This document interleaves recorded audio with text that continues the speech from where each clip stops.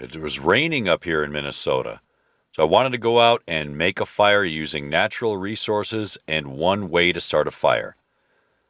So I found this coniferous tree and I'm looking at the bark to see if I can peel it out to get any of the resin. And on that side, you can see it's really wet. On this side, it's dry. And as I look at it, I'm looking for those little nodules or little holes where I can scrape some resin. And down at the bottom of it, I found one piece there and a big chunk that had fallen to the ground. And I smell it. Sure enough, it smells really piney, so that'll be fine as an accelerant. And you can see it's really wet and icy out. At this time, it was about 35 degrees. So I was looking at these plants and these grasses and everything, and I grabbed this one just to show how wet it was outside. And you can see I squeeze it and water just drips right out. So using these plants and these grasses as tinder, it just wouldn't work at all. So I wanted to find somewhere that was cool that I could set up. And you can see all these trees have these like ice formations from when the snow was higher. Well, I looked and I found a big, huge deadfall area where it looked like at least one tree had fallen over in a storm and maybe got hit by lightning. So I wanted to check it out. And the reason I wanted to find some sort of shelter since it was raining, but I also wanted to find some exposed, dry, wood that I could use for fuel and that I could process.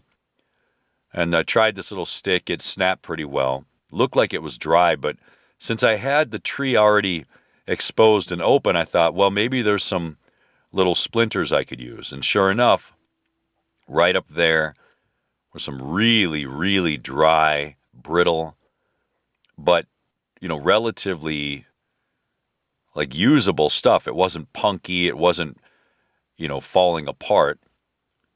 And it looked like I could just use my hands to break those off. And all I wanted to do was make a sustainable fire where I could add larger pieces if I wanted to. But my main concern was finding smaller pieces to make tinder. So I started experimenting, finding different pieces of these broken trees and deadfall. Now you can see where on this bark there's a wet area.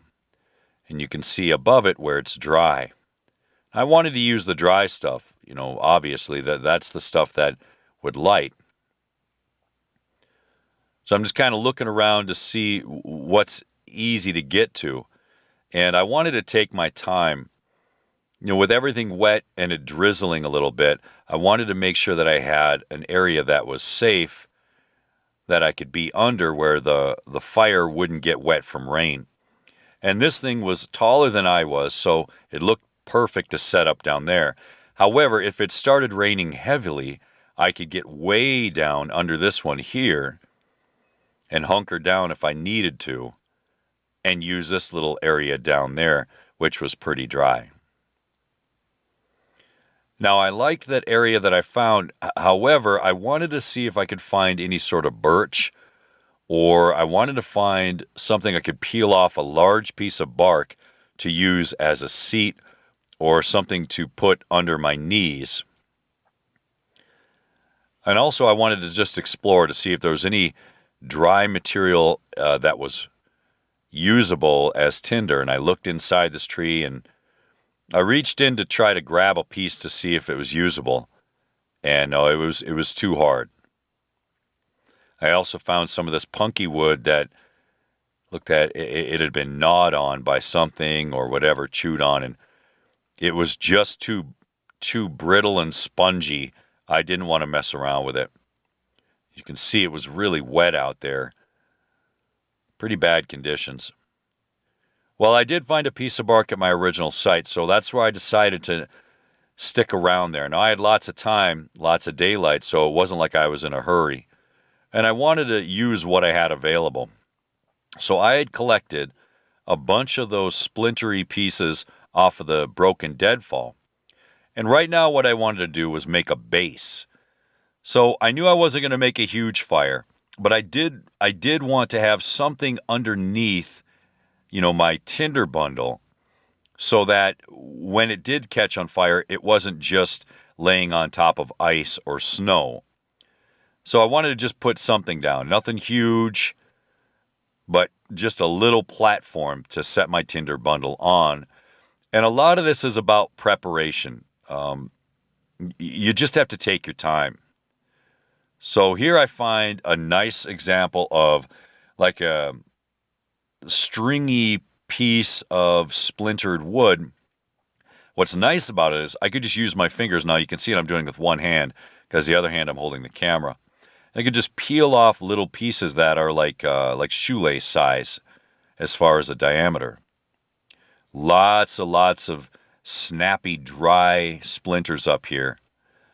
And what's cool is that I could peel them down to get this thin, dry, really fibrous sort of wood. It was perfect. I didn't need to use a knife. And you can see I separated. There's the smallest tinder that I could make. And I could peel that off there and make a nice little pile. So I put the tinder in the middle, put these secondary sticks around, and then wrapped it with those longer ones. And there it is. I could have made a bunch of those bundles. Now there's the pine resin or pine sap or whatever I want to call it. I wanted to break off a couple little bits and nestle them in the middle of that little bundle. And that's what I did. Now I wanted to set that on my little platform there and get ready to attempt to make my fire.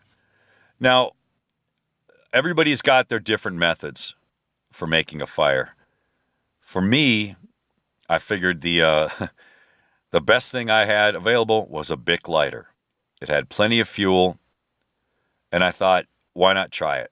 Now, as you can see here, I'm fast forwarding. This is going at 10 times the speed. The actual time it took me to light this was 2 minutes.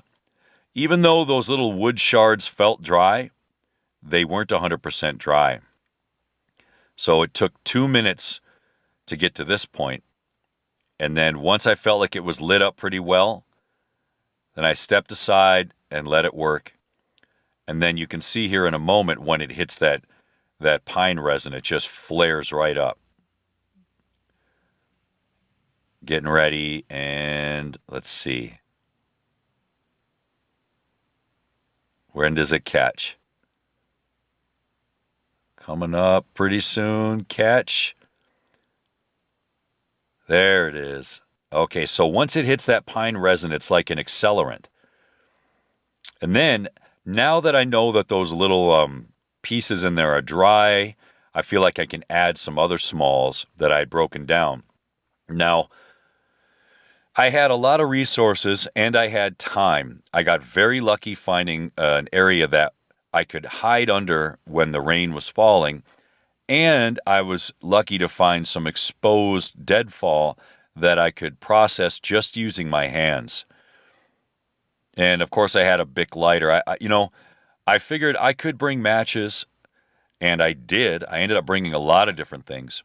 But at this point, all I wanted to do was add a little bit of the secondary stuff that I'd processed and make an actual little fire, though. If I needed to add more and add big logs, I could go find those while this fire was going.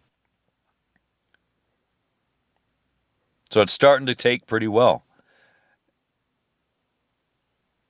I'm just adding a little bit more and a little bit more.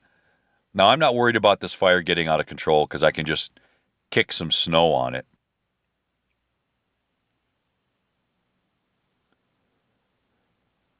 I'm pretty pleased with it. Now, where the fire is actually not getting rained on because it was at a drizzle now, and it was under that large deadfall. Now, I'm squatting now. I don't think I'm kneeling on that bark right now. Oh, maybe I was.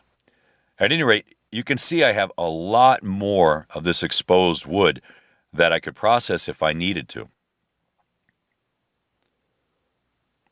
Pretty pleased with how this turned out.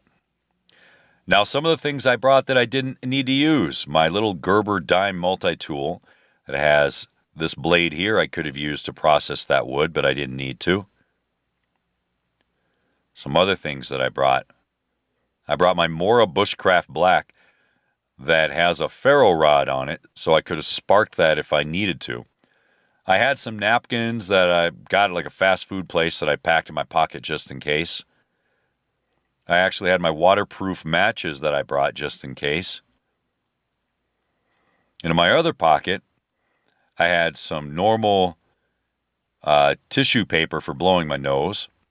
And just as a last resort, I had petroleum jelly on some cotton balls in a bag. And you see, I still have pine resin. So plenty of resources. I could make several of those bundles. They're like little torch bundles if I needed to. Now, this wasn't one of those, try to make a fire using a ferro rod or a match or any of that stuff. This was, what could I have in my pocket that makes some sense that I would carry on a normal walk? Now, even though I'm not a smoker, if I knew I was going to go for a walk and I knew it was winter and I knew eventually I might want to make a fire, I would carry a Bic lighter and I'd feel pretty confident. Well, it was a good outing. Thanks for watching, everybody.